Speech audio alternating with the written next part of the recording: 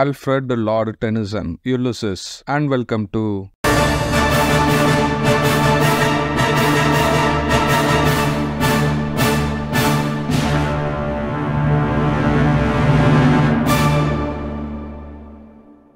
Ulysses என்ற இந்த போயத்தில் Denison dramatic monologue use பண்ணியிருக்காரு. இதில் கிரீக் ஹீரோவான யுலிசஸ் இல்லைன்னா ஒடிசியஸ்ன்னு கூட சொல்லலாம். அவருடைய பாஸ்ட் லைஃப் அட்வென்ச்சரை நம்மக்கிட்ட சொல்கிற மாதிரி இந்த போயத்தை எழுதியிருக்காரு. யுலிசஸ் இப்போதான் ட்ரோஜன் வார்ல இருந்து அவருடைய கண்ட்ரிக்கு திரும்பி வந்திருக்காரு. இதுக்கு நடுவில் அவர் நிறைய அட்வென்ச்சர்ஸில் ஈடுபட்டிருக்காரு. இப்போ அவர் இத்தாக்கான்ற அவருடைய கண்ட்ரியில் தனிமையில தான் இருக்கணும்ன்ற மாதிரி சொல்றாரு. ஒரு ராஜாவா ஒரு ஹஸ்பண்டா அவர் ரொம்ப அன்ஹாப்பியா தான் இருக்காரு. அவருடைய வீடு ரொம்ப டல்லா இருக்கிறதாவும் அவருடைய ஒய்ஃபுக்கு வயசாயிருச்சோன்னு சொல்றாரு. அவருடைய கண்ட்ரியான இத்தாக்காவும் பாத்தீங்கன்னா பேரனாவும் ரொம்ப டெசர்ட்டடாவும் ஆயிடுச்சு. இப்போ பாத்தீங்கன்னா வீட்டில் ரொமான்ஸ் கிடையாது, கண்ட்ரியில எந்த ஒரு அட்வென்ச்சரும் கிடையாது. அங்க வாழக்கூடிய மக்கள் எப்படி ஆயிட்டாங்கன்னா ஒரு அனிமல் மாதிரி ஆயிட்டாங்க. சும்மா சாப்பிட தூங்க எந்த ஒரு அட்வென்ச்சர் இல்லாத வாழ்க்கைய வாழ்றாங்கன்னு சொல்றாரு. அடுத்து அவருடைய லீடர், அந்த நாட்டோடைய லீடரான யுலிசஸோடைய கிரேட்னஸை பத்தி அந்த மக்களுக்கு தெரியல. இந்த மாதிரி மக்களுக்கு நடுவுல நான் எப்படி ஒரு யூனிஃபார்ம் சிவில் கோடை கொண்டு வரதுன்ற மாதிரி யுலிசஸ் சொல்றாரு. யுலிசஸ் எப்பவுமே டிராவல் பண்ணிக்கே இருக்கணும்ன்ற மாதிரி ஆசைப்படுறாரு. லைஃபோடைய இறுதி வரைக்கும் லைஃபை என்ஜாய் பண்ணணும்ன்ற மாதிரி ஆசைப்படுறாரு. இப்போ அவருக்கு வயசாயிருச்சு, இருந்தாலும் நான் டிராவல் பண்ணிக்கே தான் இருக்க போறேன்ற மாதிரி சொல்றாரு. அவர் லைஃப் ஃபுல்லா ரெஸ்டே நான் எடுக்க போறது கிடையாதுன்ற மாதிரி சொல்றாரு. யுலிசஸ் எப்பவுமே தான் தான் கிரேட்ன்ற மாதிரி ஃபீல் பண்றாரு. அவர் தனிமையா நிறைய விஷயங்கள் சாதிச்சிருக்காரு. சில நேரங்கள்ல அவருடைய கமரேட்ஸ் கூட சேர்ந்தும் சில விஷயங்களை சாதிச்சிருக்காரு. அவர் நிலத்துல மட்டும் நிறைய அட்வென்ச்சர் பண்ணல, கடவுள்ல கூட அவர் நிறைய அட்வென்ச்சர் பண்ணியிருக்காரு. சிலர் பாத்தீங்கன்னா கடல்ல புயல் வந்துருச்சுன்னா எங்க கடல்ல மூழ்கி இறந்துருவோமோன்ற மாதிரி தைரியமா விஷயங்களை செய்ய மாட்டாங்க. ஆனா யுலிசஸ் ரொம்ப எக்ஸெப்ஷனல். அந்த கடல்ல புயல் இருந்தாலும் அவர் கடல்ல பயணம் செஞ்சுக்கே தான் இருப்பாரு. அவரை கைட் பண்றதுக்கு ஹைடஸ்ன்ற ஒரு நட்சத்திரம் இருக்கிறதா சொல்றாரு. யுலிசஸ் தான் ஃபேமஸ் ஆனதை எப்படி தெரிஞ்சுக்கிறாருன்னா, ஒரு சில குடும்பங்கள்ல அங்க இருக்கக்கூடிய ஒரு நபருக்காவது அவருடைய பேரை வச்சிருக்காங்க. அவரோட வாழ்ற காலகட்டத்திலே அவரை எல்லாரும் லெஜெண்டா தான் பாக்குறாங்க. அவருடைய மனசு எப்பயுமே ஏதாவது சாகசம் பண்ணிக்கு இருக்குன்றே நினைச்சுக்கே இருந்திருக்கு. அவர் உலகம் ஃபுல்லா சுத்தி இருக்காரு. அதனால அவருக்கு நிறைய சிட்டிஸ், நிறைய சிவிலைசேஷன், அங்க இருக்கக்கூடிய சூழ்நிலை, அங்க இருக்கக்கூடிய அரசாங்கங்களை பத்தி நல்லாவே தெரிஞ்சிருக்கு. அவர் எங்க போனாலும் அவருக்கான மரியாதை கிடைச்சதா சொல்றாரு. யுலிசஸ் ட்ரோஜன் வாரை ரீகால் பண்றாரு. அந்த ட்ரோஜன் வார்ல மேஜர் ரோல் பிளே பண்ணது யுலிசஸ் தான். ட்ரோஜன் பேட்டில் பாத்தீங்கன்னா சோல்ஜர்ஸ் உடைய அழுக சத்தம் அடிக்கடி எக்கோ ஆகும்ன்ற மாதிரி சொல்றாரு. அதுல பாத்தீங்கன்னா ரெண்டு விதமான எக்கோஸ் இருக்கு. ஒன்னு ஜெயிச்சவங்களுடைய சந்தோஷத்தோடைய எக்கோ, இன்னொன்னு டிஃபீட்டான அந்த சோல்ஜருடைய பெயினோடைய எக்கோன்னு சொல்றாங்க. இந்த சத்தத்தை பாக்குறப்போ யுலிசஸுக்கும் அவருடைய கமரேட்ஸுக்கும் ரொம்ப டிலைட் ஆயிருது. இந்த டிலைட்டை அவங்க அடிக்கடி எடுக்க ஆரம்பிச்சிட்டாங்க, குடிக்க ஆரம்பிச்சிட்டாங்க. இதை ரொம்ப அவங்களுக்குள்ள வழக்க ஆரம்பிச்சாங்க. யுலிசஸ் ரொம்ப பெருமையா சொல்றாரு, நான் பார்க்குற எல்லாரையும் இன்ஃப்ளூயன்ஸ் பண்ணிட்டேன்ற மாதிரி சொல்றாரு. ரெண்டு விதமான டிராவலர்ஸ் இந்த உலகத்தில் இருக்காங்க. ஒரு டிராவலர் பார்த்தீங்கன்னா ஒருத்தருடைய இன்ஃப்ளூயன்ஸ் மூலமா டிராவல் பண்ணுவாங்க. இன்னொரு கேட்டகரி பார்த்தீங்கன்னா அவங்க தான் மற்றவங்கள இன்ஃப்ளூயன்ஸ் பண்ணுவாங்க. இதுல யுலிசஸ் செகண்ட் கேட்டகரியில வர்றாரு. யுலிசஸ் தன்னுடைய பயணம், அதாவது அவருடைய டிராவலிங்கை எதோட கம்பேர் பண்றாருன்னா ஒரு ஆர்ச் இமேஜோட கம்பேர் பண்றாரு. ஸோ நிறைய பேர் பார்த்தீங்கன்னா அந்த ஆர்ச் முன்னாடி என்ன இருக்கோ அதை மட்டும்தான் பார்த்துருப்பாங்க. ஒரு சிலர் மட்டும்தான் அந்த ஆர்ச்சுக்கு அந்த பக்கம் என்ன இருக்குன்றத கண்டுபிடிக்க ட்ரை பண்ணுவாங்க. அந்த மாதிரி ஒரு ஆள் தான் நம்ம யுலிசஸ். இந்த இடத்துல ஆர்ச்ன்ற விஷயம் எதை ரெஃபர் பண்ணுதுன்னா ஹொரைசானை ரெஃபர் பண்ணுது. அதாவது ஒரு உயரமான இடத்துல இருந்து பார்த்தோம்னா வானமும் பூமியும் ஒரு பாயிண்ட்ல சேர்ற மாதிரி இருக்கும். அதை நல்லா பார்த்தோம்னா அது ஒரு ஆர்ச் ஷேப்ல இருக்கும், வளைஞ்சிருக்கிற மாதிரி இருக்கும். அதை நோக்கி நம்ம ட்ராவல் பண்ணுறப்போ யாருமே ட்ராவல் பண்ணாத உலகத்துக்கு போன மாதிரி நம்மளால் ஃபீல் பண்ண முடியும். அதைத்தான் இந்த இடத்துல வந்து யுலிசஸ் நான் வந்து அந்த இடத்த வந்து டச் பண்ணணும்னு நினைக்கிறேன்றத சொல்கிற மாதிரி இந்த ஆர்ச் இமேஜை வந்து காட்டியிருக்காரு. யுலிசஸ் அடுத்து வந்து ரஸ்ட்ன்ற இமேஜை வந்து யூஸ் பண்ணுறாரு, அதாவது துருன்ற இமேஜை வந்து யூஸ் பண்ணுறாரு. இப்போ ஒரு மெட்டலை நம்ம வந்து யூஸ் பண்ணாமலே விட்டோம்னா அந்த மெட்டல் வந்து துரு பிடிச்சி போயிடும். அதே மாதிரி ஒரு மனுஷன் வந்து எந்த செயலில், அதாவது எந்த ஒரு ஆக்ஷன்லையும் ஈடுபடாமல் இருந்தாண்டா கட்டாயம் அவனும் வந்து துரு பிடிச்சி போயிடுவான், அவனு வந்து அப்படியே வந்து டிகே வந்து ஆயிடுவான்னு சொல்கிறாரு. ஸோ வாழ்க்கைன்றது வந்து வெறும் மூச்சு விடுறது மட்டும் வாழ்க்கை கிடையாது. நம்ம வாழ்க்கையில் ஏதாவது ஒரு செயலில் வந்து ஈடுபடணும், ஏதாவது ஒரு ஆக்ஷனில் வந்து ஈடுபடணும். இல்லைன்னா அந்த லைஃப் வந்து வேஸ்ட்டு தான், அது வந்து ஒரு துருப்பிடிச்ச லைஃப் தான்ன்ற மாதிரி யுலிசஸ் சொல்கிறாரு.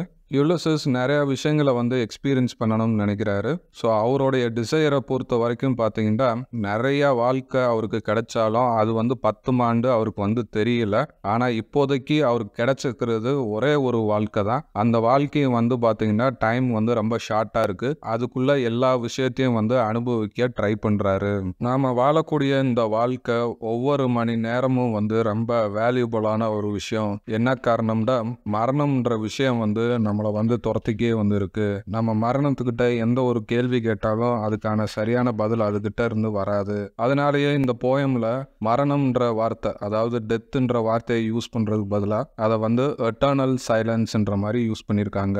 யுலிசஸ் தன்னைத்தானே வந்து சிங்கிங் ஸ்டாரோட வந்து கம்பேர் பண்றாரு. இங்க வந்து சிங்கிங் ஸ்டார்னு எதை வந்து சொல்றாருன்னா ஷூட்டிங் ஸ்டாரை தான் வந்து சொல்றாரு. ஸ்பேஸ்ல இருந்து ஒரு விண்கல் நம்ம பூமியில வந்து விழுகிறப்போ அந்த அட்மாஸ்பியர்னால ஏற்படக்கூடிய அந்த அழுத்தத்தினால அந்த கல் வந்து அப்படியே எரிஞ்சு அப்படியே வந்து பூமியில வந்து விழுந்துரும். ஸோ அது மாதிரி யுலிசஸ் தன்னைத்தானே வந்து எதோட வந்து கம்பேர் பண்றாருன்னா, நான் வந்து நிறைய நாலேஜை வந்து கெயின் பண்றதுக்காக உலகம் ஃபுல்லா வந்து சுற்றி வரேன். அந்த ப்ராசஸ்ல எனக்கு வந்து வயசாயிருச்சு, எனக்கு வயசானாலும் பரவாயில்ல, நான் வந்து நிறைய நாலேஜை வந்து இது பண்ணிக்கிருவேன், எனக்கு வயசானதை நினச்சி நான் கவலைப்பட போகிறதில்லன்ற மாதிரி வந்து சொல்கிறாரு.